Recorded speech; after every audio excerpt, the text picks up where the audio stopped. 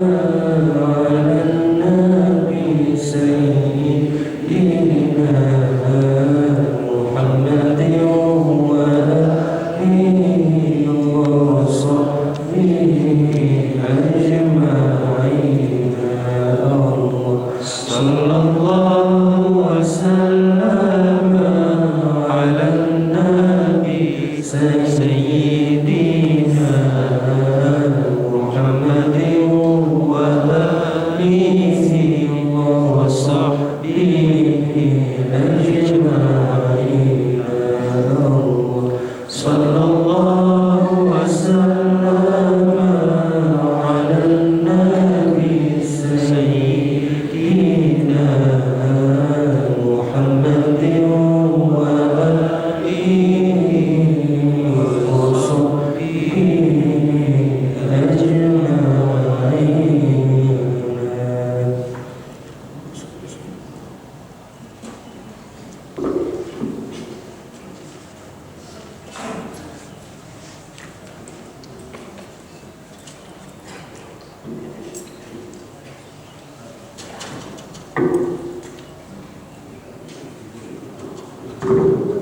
Assalamualaikum warahmatullahi wabarakatuh. Bapak Ibu jamaah sidang salat subuh yang dimuliakan Allah Subhanahu wa taala, marilah kita sama-sama ikuti tausiah Ramadan. Dan yang akan mengisi tausiah pada hari ini adalah Ustaz Haji Mashrul Aidi LC-MA. Pada beliau kami persilahkan. Wassalamualaikum warahmatullahi wabarakatuh. Waalaikumsalam warahmatullahi wabarakatuh.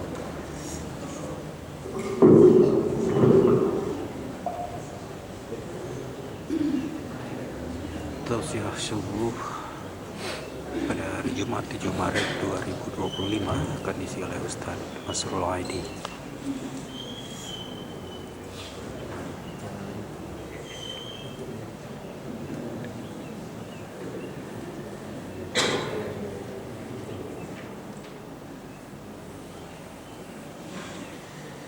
Bismillahirrahmanirrahim. Assalamualaikum warahmatullahi wabarakatuh. Waalaikumsalam. Alhamdulillahilladzi habbaba ilaina al-iman wa zayyanahu fi qulubina wa karraha ilaina al-kufra wal fusuqa wal 'isyan wa ja'alana minal rasyidin. Allahumma salli wa sallim ala sayyidina wa nabiyyina wa habibina wa maulana Muhammadin asyrafil anbiya'i wal mursalin al-mab'uthi rahmatan lil alamin wa ala alihi wa sahbihi ajma'in. Wa qala Allah ta'ala fil Qur'anil 'azim wa huwa asdaqul qailin wa biqawlihi yahtadil muhtadun. Ya ayyuhalladzina amanu udkhulu fis silmi kaffah wa la tattabi'u khutuwatish syaitan innahu lakum aduwwun mubin. Shadaqallahul azim wa ballagha rasuluhun nabiyyul habibul karim wa nahnu ala dzalika minasy syahidin wasyakirin walhamdulillahi rabbil alamin. Wa ba'du. Hadirin dan hadirat jamaah salat subuh yang dimuliakan Allah, alhamdulillah dengan kepastian waktu yang berjalan kita sudah berada di hari yang ke-7 bulan Ramadan. Sekalipun oleh para ahli menyatakan bahwa waktu itu berjalan relatif, namun untuk realitas yang kita perhatikan, waktu tetap berjalan dalam durasi 24 jam per hari, 60 detik dalam 60 menit dalam 1 jam dan 60 detik dalam setiap menitnya. Namun penghayatan tentang waktu tentu berbeda antara orang yang nikmat dengan orang yang sedang dalam keadaan susah. Dalam keadaan nikmat, waktu berjalan tanpa terasa, tetapi orang yang sedang menderita dan sedang sedang dalam penantian, waktu itu seolah-olah berhenti. Tapi durasinya tetap sama, perasaan kita yang menyebabkan berbeda. Maka 7 hari perjalanan Ramadan, bulan pembelajaran yang luar biasa bagi umat Islam, sayangnya kita tidak belajar apapun dari bulan Ramadan ini kecuali sebagaimana yang disinyalir oleh Rasulullah 14 abad yang silam, kam min shaimin laysa lahu min siyamihi illa al-ju' wal 'atash. Betapa banyak orang yang berpuasa tapi ibadat puasanya tidak menghasilkan apa-apa selain daripada rasa lapar dan dahaga. Ini sebuah kondisi yang kita sesali. Karena itulah kita perlu memahami Islam dari akarnya, bahwa di dalam Islam ini sholat fardu 5 waktu sebenarnya bukan lagi berbentuk ibadah, tapi sudah menjadi sebuah kewajiban bagi kita. Maka dalam kajian-kajian para ulama ketika membagi tingkatan dalam mengamalkan fikih, mereka menjadikan 4 tahapan, mulai dari kelas syariat, yang kedua kelas thariqat, yang ketiga kelas hakikat, dan yang keempat kelas ma'rifat. Terlepas kita tidak setuju ataupun setuju, ada kondisi-kondisi untuk memahaminya. Sebuah ungkapan yang sering disalahartikan, ada yang menyatakan bahwa orang yang dalam beragamanya sudah sampai pada derajat hakikat ataupun ma'rifat, maka dia tidak lagi wajib sholat. Maka mulailah orang-orang yang menuntut ilmu untuk sampai pada derajat tersebut agar tidak lagi wajib sholat. Pemahaman yang keliru. Padahal kalau selevel Nabi kita Muhammad sallallahu alaihi wasallam saja tetap wajib sholat, maka adakah level yang lebih tinggi daripada beliau sehingga tidak wajib sholat? Tapi inilah narasi bahasa yang harus ada pendekatan berbeda untuk memahaminya. Bagi orang-orang awam seperti kita, sholat adalah kewajiban. Namun orang pada level tertentu, dia tidak merasakan sholat sebagai kewajiban, tapi sholat baginya adalah sebuah kebutuhan. Maka orang-orang tersebut tidak merasakan sholat sebagai kewajiban, tapi mereka menjadikannya itu sebagai sebuah kebutuhan yang paling mendasar. Pemahaman ini sederhana saja. Kita buat analogi dalam kehidupan. Suatu ketika saya diajak oleh kawan-kawan dari Balai Kota Banda Aceh untuk menyampaikan kajian yang difasilitasi oleh DSI Kota Banda Aceh di Masjid Al-Abrar Lebih. Sudah lama, lebih kurang 10 tahun yang lalu. Tema yang diangkat korupsi dan implikasinya terhadap kehidupan seorang muslim. Bayangkan berbicara judul korupsi di hadapan para pegawai dan para pejabat, ini seperti masuk dalam saraf harimau. Tapi kita sampaikan pada sesi akhir dibuka ruang tanya jawab setelah kita jelaskan bagaimana pemahaman korupsi dalam Islam. Ada seorang pejabat level kabak, beliau bertanya, mengajukan pertanyaan, Ustaz, bagaimana bila dalam kehidupan sebagai pegawai ada seorang senior yang dulu pernah membantu kita untuk berada pada posisi tertentu, apakah karena prestasinya atau karena hal-hal yang lain, lalu tiba-tiba senior tersebut sakit, maka sebagai ungkapan terima kasih kita datang melihat beliau sakit dan kita bayar tagihannya, boleh atau tidak?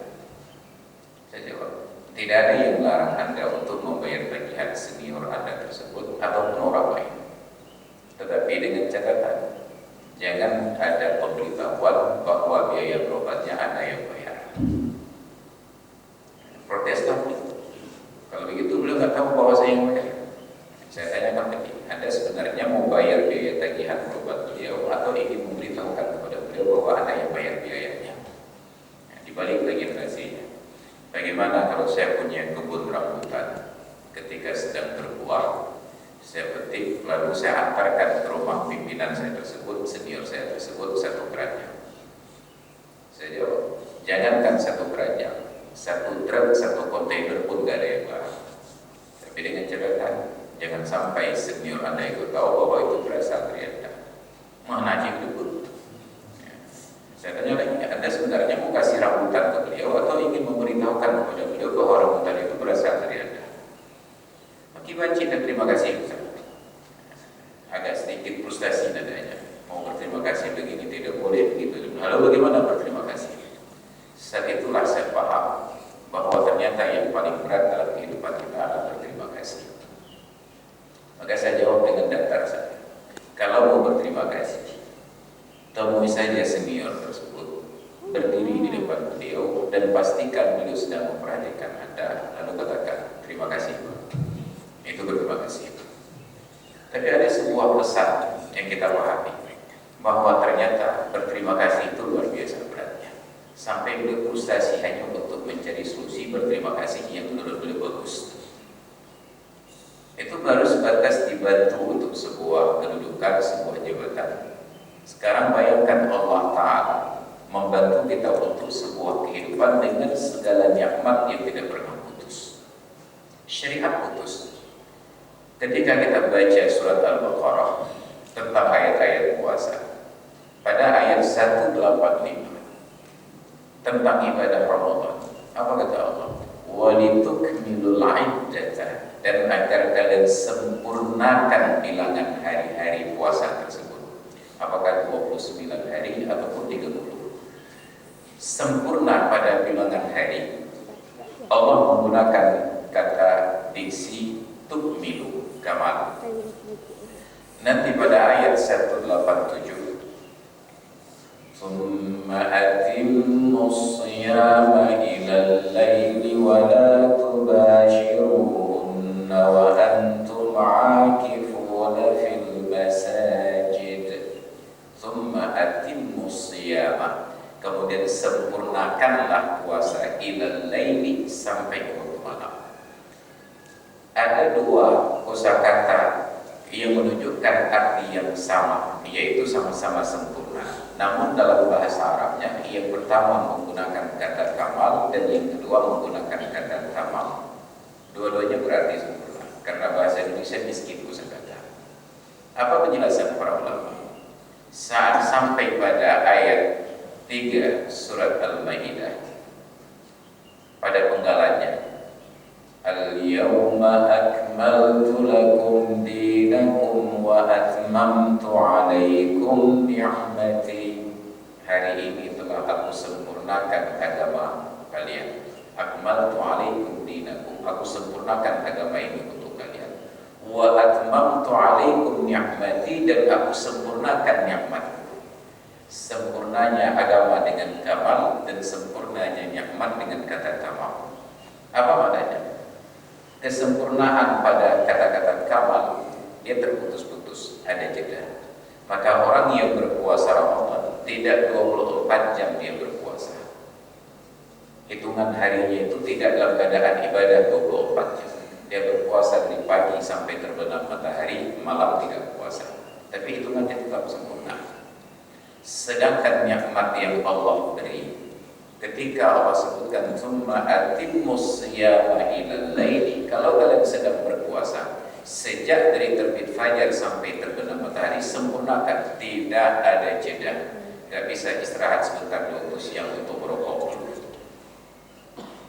Maka ketika Allah katakan dalam surat Al-Maidah ayat 3, untuk kesempurnaan agama Allah sebut kamal, tapi kesempurnaan nikmat bahasanya tamam. Kenapa? Karena syariat putus-putus. Tidak berlaku syariat kepada orang yang belum baligh. Tidak berlaku syariat kepada orang yang tidak waras. Tidak berlaku syariat kepada orang yang sedang tidak sadar. Rufi'al qalamu an thalathin, diangkat catatan dosa dari 3 golongan manusia. Anin naimi hatta yastayqadha, dari orang yang tidur sampai ia terjaga, dari orang yang pingsan sampai ia sadar, dan dari orang yang satu lagi yang kecil sampai ia berusia balik. Tapi nikmat Allah tidak pernah terputus. Dalam keadaan tidur pun nikmat tetap berjalan. Kepada orang yang tidak waras pun nikmat tetap berjalan. Anak kecil yang belum ada kewajiban sholat, nikmat Allah tetap berjalan. Keindahan bahasa Allah menceritakan kondisi dan kronologi sesuatu. Maka nikmat yang terus berjalan ini kadang-kadang diungkit oleh Allah Ta'ala ketika Allah menggugat orang-orang yang kafir yang ingkar kepadanya. Allah ungkit satu nikmat yang luar biasa. Kaifa takfuruna billahi wa kuntum amwata. Bagaimana mungkin kalian mampu bersikap ingkar dan kufur kepada Allah padahal dulunya kalian dalam keadaan mati. Summa ahyakum summa yumitukum summa ilaihi turja'un. Kemudian dia hidupkan kalian, dia matikan lagi, dia hidupkan kembali dan kembali kepadanya. Nikmat kehidupan ini saja diangkat oleh Allah dan diungkit. Kenapa? Mungkin untuk semua hal yang lain manusia bisa berinovasi dan berimprovisasi. Kita patah tangan tidak berfungsi bisa diganti dengan lengan robot. Patah kaki tidak berfungsi bisa diganti dengan kaki robot. Tapi ketika putus kehidupan, bahkan robot pun tidak mampu menggantikan kita. Sampai hari ini dengan semua kecanggihan teknologi, manusia belum tahu tentang rahasia nyawa. Yas'alunaka 'anir ruh, qulir ruhu min amri rabbi.